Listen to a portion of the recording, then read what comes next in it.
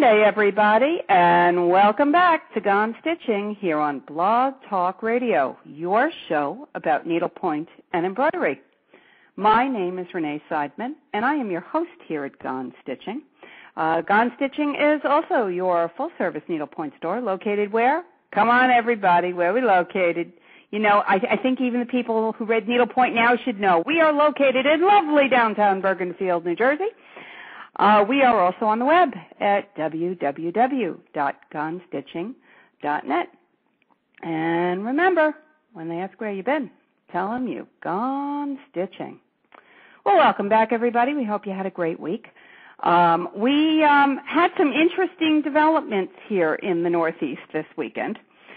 We had a nor'easter, a good old-fashioned, blowing, rainy northeaster. We haven't had one of these in many, many years. And we've kind of, we've been talking about this all winter. We've kind of had a rough winter compared to what we've been experiencing the last 10 years or so. You know, we've had lots of snow, just like the rest of the country. But this was wind and rain and, unfortunately, a lot of damage in our area. In fact, if you try to call the shop right now, you can't get through because we've got power back at the shop, but we still don't have phones. We still don't have Internet. In fact, I was just very happy today that we had water back and we had electricity and I could shower and have a cup of coffee. Dunkin' Donuts was open today, so, it started out to be a good day. But if you are local to us, then you're probably home if you have kids because none of the schools are open. So we're going to open the lines to see if anybody wants to call in. So I'm just going to remind you now that we might have kids listening. So, keep it G-rated out there for all you callers. But, yeah, so we had an interesting weekend with no power.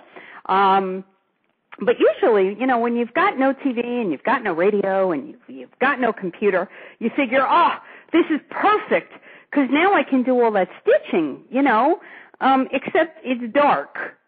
So what do? It's kind of hard to stitch by candlelight. Now, I do realize that for many centuries, that's what people did. Can you imagine? They didn't even have bifocals, and they were stitching by candlelight.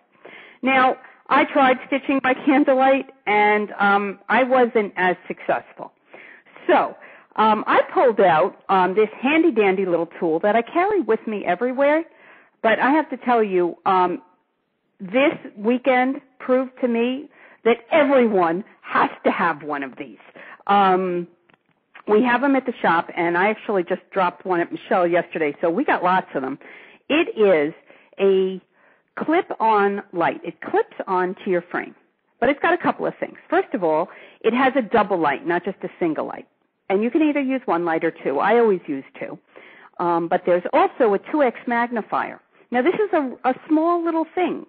You can clip it on directly to your frame because it has a detachable base, or let's say you're doing work where you could just sort of put it on the table in front of you.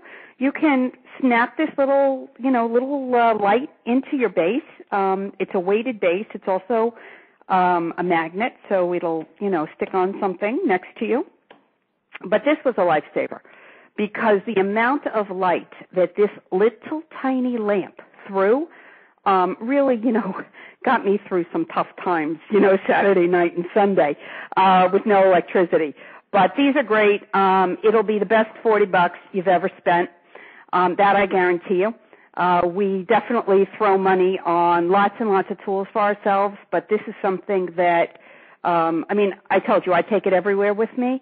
I use it when I'm going to a doctor's office because you all know that the great lighting that all those doctors put in, it's horrible. So if you are sitting in a car and you happen to be stitching in a car, it's great light. If you are at your kid's game, and we all want to go to our kids' games, whatever game they play, we're going to sit there and watch them the whole time, so you need your stitching for that. And the light is terrible whether you're in a gym or you're out in a field, so you need one of these. But I'm telling you, this is, and of course, a blackout. A blackout it works great for. It's battery operated. It even comes with batteries. So give us a call at the shop. If you're not local, we will mail one out to you because I'm telling you, I think everybody in the world needs one of these after this weekend. Couple of new things going on. So what's going on? We have, first of all, let's just kind of give an update on what's going on with the contest with Planet Earth. And as everybody who's been listening knows, we have a design contest running in conjunction with Planet Earth Fibers. And we are starting to hear from people all over the country who are entering, so you've got plenty of time. For those of you who maybe are listening to us new for the first time, perhaps you heard about us through the Needlepoint Now article. It's a great contest. Just get on our website, which is www.gonestitching.net, and you'll see in the top right-hand corner, you just click on the contest link. It'll take you right to it. You can pick your fibers, and you can do it directly all online. So, we want as many people to enter as possible. I will remind people this is a really great prize.